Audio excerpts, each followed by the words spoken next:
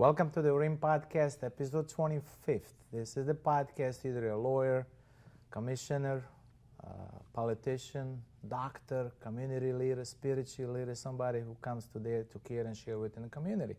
Today we got our first guest from Orange County, and Orange County Commissioner. That commissioner is Emily Bonilla, District 5. Welcome to the show, Commissioner. Thank you. Thanks so much for having me. And thank you so much for having. I know it's a rain. I know it's a lot of things. Huge traffic. That's what I want to talk about. How are you going to fix the traffic today? Everyone wants to talk about traffic. That's the biggest issue. Do we ever have a solution for that? Yeah, smart growth. No, I love it. I love to talk about that. So fans, audience, please listen, care, share, like, comment, spread as much as we can. So I want to touch about who you are, where you're coming from. You're from Upper North. And as we discussed before the show, you said you have no counties up there. So when you moved to Orlando, now you are getting to yourself, I'm like, well, I'm now dealing with the county, and I want to run for the commissioner. My question, why do you want to run for the commissioner? Tell us about a little bit who you are, what do you do? I know you're a commissioner, but just tell it to the audience. Yes, I was born in New York. I was raised in Massachusetts. Okay. And like you said, Massachusetts they don't have any county governments. They have counties, but there's no county government. So it's just a border and a name, and that's it. That's it. Very simple. Yeah, very so simple. now you have a family here. And how long have you been in the Florida state? Yes, I've been here since '98. Oh, wow. And I've always wanted to get out of the city because I was born and raised in cities, and move to the country, have a farm. For some reason, I just always wanted to live on a farm and raise my family on a farm. So ever since I moved to Orange County, I've been east of Alafaya Trail. Okay. So I've always been in East Orange County, and I just kept moving more east, more east. Finally got 6 acres in East Orange County in a rural area. And 3 months after moving in, we got a letter in the mail that they were going to build 4,000 homes on 4,000 acres. Oh, wow. I was like, oh no, the city is not going to continue following me. So I went to the community meeting. There's over 300 people there. I believe we broke record there because I haven't seen a community meeting since with that many people. And I talked to the citizens there. I was like, we need to organize, and we should call it Save East Orlando. And so I worked with the community. We got this group together. I built a Facebook page, which got over 2,000 likes or followers, whatever it was called at that time. This was 2013. In about 2 months' time. So at that time, that was unheard of. It was very fast growing, so it got media attention. And then we did I forget what it's called now. There's this website that does petitions. Okay. And so we did a petition. We got over 10,000 petition signatures, which till today is also record breaking. Like we haven't had that type of response on any land use cases here in Orange County. So we went to our commissioner. I learned everything I could about the policies in Orange County land use. Read the document, I think it was over 800 pages, back and forth at least 4 times, the whole thing through, looking for what we can use. And several meetings with the commissioner at that time. And we went to the Board of County Commissioners meeting when it came up for vote. And we had over 150 speakers there from the community. And the meeting went until over 2 o'clock. I think it was maybe 2:30 in the morning, something like that. And that broke records as well. As Everything you touch is break the record. We broke records with everything. It was the longest meeting ever. And still, at the end of the day, 3 of the commissioners voted no, but our commissioner and 3 others, 4, which was the majority, voted yes on the development, on half of it. Okay. So I was, our commissioner wasn't representing us. He wasn't listening to us. And I was waiting until elections came, so I was waiting for someone to run that I could support, and that person didn't come along. So I talked to my husband, and I was like, I think I should run. And I said, though, that I wasn't going to do it unless he was 100% in with me. Nice. And so he's like, let me think about it. So he went, thought about it, came back, and he's like, okay, let's do it. And so we never did politics before. This is our first. we had to learn everything. We didn't even know what a precinct was. Oh wow. Like that's how like we did How not bad know was anything. it? Like Yeah. by experience? Yeah, so we really delved in. We took this class at UCF that they were having. I think it was a political Latino institute or something. I can't remember the exact name of it, but it was all these people together who wanted to get into politics, not having to run, but just being in politics. And be influencers. And being influencers, yeah. And so we took that class for several Saturdays. It was Saturday mornings. Wow. Instead of being out there knocking on doors, we were in this class. And we were like, we have to do this because we didn't know anything. We thought it was worth it. And so we did that. We made some great connections too that, till today, I'll say really made a difference in the election and us getting elected. And we just knocked on doors. I had a marketing background. I think that really helped. My marketing and internet marketing background really helped with, getting that Facebook page up that I told you about with the 2,000 followers, the petitions, 10,000, getting that organization together. I think my background in that helped get that all done and moving forward, and also helped me with my election because I put together all my marketing material, my website, everything. I did all myself. Good. So we didn't have to spend all that money. Yeah, there's an extra. It's a lot of money, So now, I know Orange County is big, has almost 1.4 million citizens, our revenue is probably over $5 billion. It's 5 of you guys, right? There is 7 altogether. 7 altogether. Okay, so you are controlling the part of the downtown east, the Colonial, between the Bithell and the Christmas, so right? Yeah, so I like to explain it on the west side as far as College Park and Maitland. Okay. Most in downtown Orlando, most of north of 50, UCF, to the Brevard County line, and then down to the 528 with Wedgefield, Bithell, Christmas. Okay, so now we know the demographics. So now I want to move as a commissioner, like you said, what policies, change, or investments are necessary to encourage broader employment in the Orange County? Yeah, okay, so I used to work for Full Sail University. Okay. I was in career development. Okay. And I worked with businesses that wanted to relocate here. Okay. And their biggest questions or complaints was traffic and affordable housing. Okay. So they want a good quality of life where they want to relocate their businesses to. Okay. So in order for us to encourage more businesses and more jobs here, that's what we need to work on. Okay. We need to work on the quality of life of the people who live here and people who may want to Not live the here. quantity. Not the quantity. Yeah, just the quality. The quality. Now I want to get touch. You're a big proponent on the smart ride, right? Of the what? Smart ride. Smart growth. Smart growth. Okay. Can you do a little bit elaborate on that? What it is to our audience? Short definition of smart growth is just putting development where it should go. Okay, and then go from there. Yeah. Now, what about economical growth? That I tell our Orange County staff all the time that we have to think of everything together holistically. We're working right now on our Vision 2050, Okay. which is how we're going to develop and grow throughout Orange County for Okay. the next 30 years. Okay. And I keep telling them, you need to think about the job market, economic development, resilience, and all that at the same time. It can't be an afterthought or something thought about separately. Okay. So I explain to them that it's like having job centers that you build around. Okay. So an example in my district is we have Research Park, Okay. which could bring in thousands of more jobs. But the companies do not want to come because of traffic. Yeah.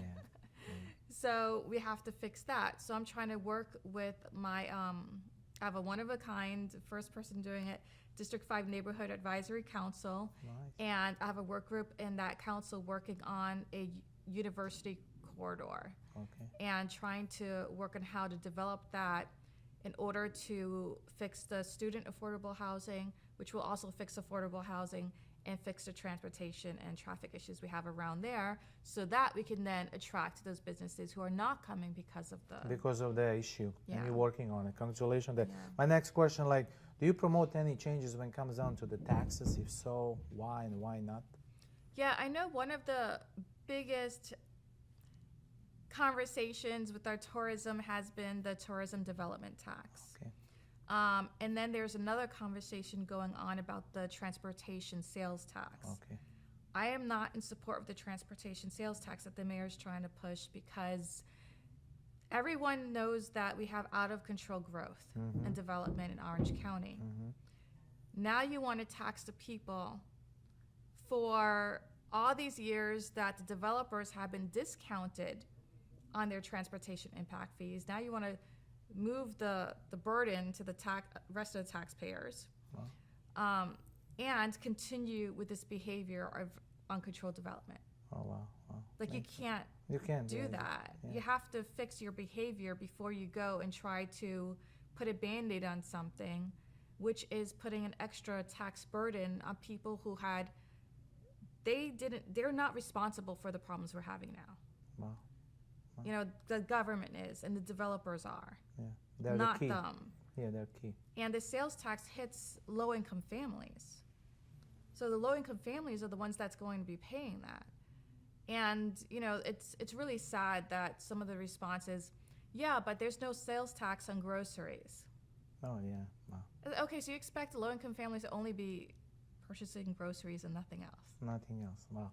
Now I want to get touch base on Orange County land use regulation, preservations, and are we working in the best interest for our citizens or not? Can you get to touch a little bit on that?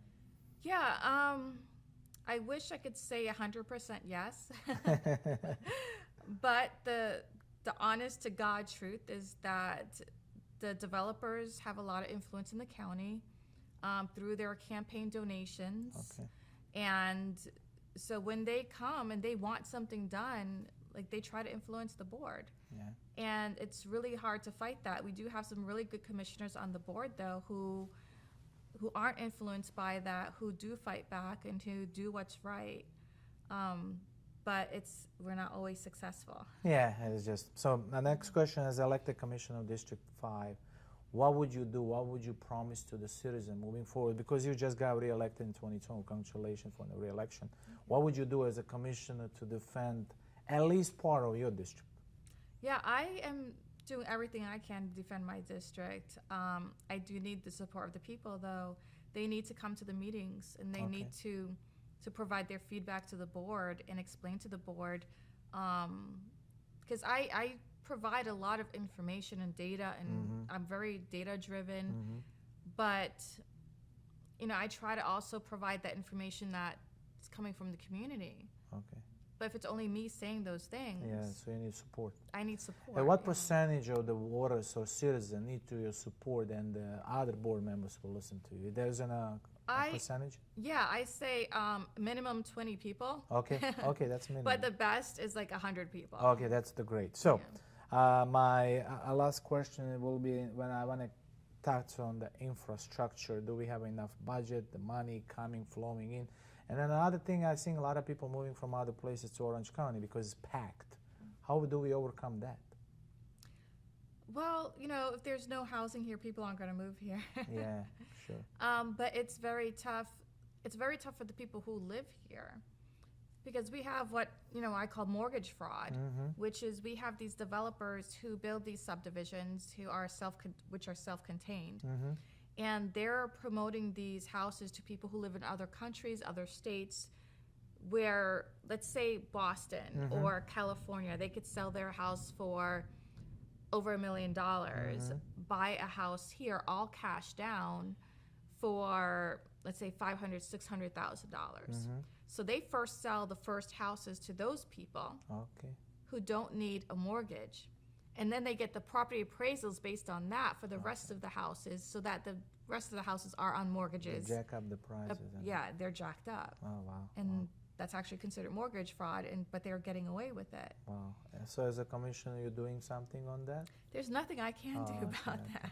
Okay. So my last question is one of the most beautiful questions. I always said, if I hide under the rug or the club chair over the scenes, if you want to talk about something particularly about the biggest issue that you have, please do so. And share with an audience, share on the video, look it up in camera and say, listen, as a District 5, my name is Emily Bonilla. This is what I would do for you. This is what I fight for you. It's your time now. Please do so. Yeah, definitely. Like I said, when I was elected, our commissioner wasn't listening to us, which is why I ran. And so one of my biggest things is making sure that the community is involved and engaged in their government. And that's the only way I could get things done is with their help. Okay. So I have the District 5 Neighborhood Advisory Council. We need volunteers. Okay. To get on that, you can go to my website, emilybonilla.com, and sign up to volunteer for that.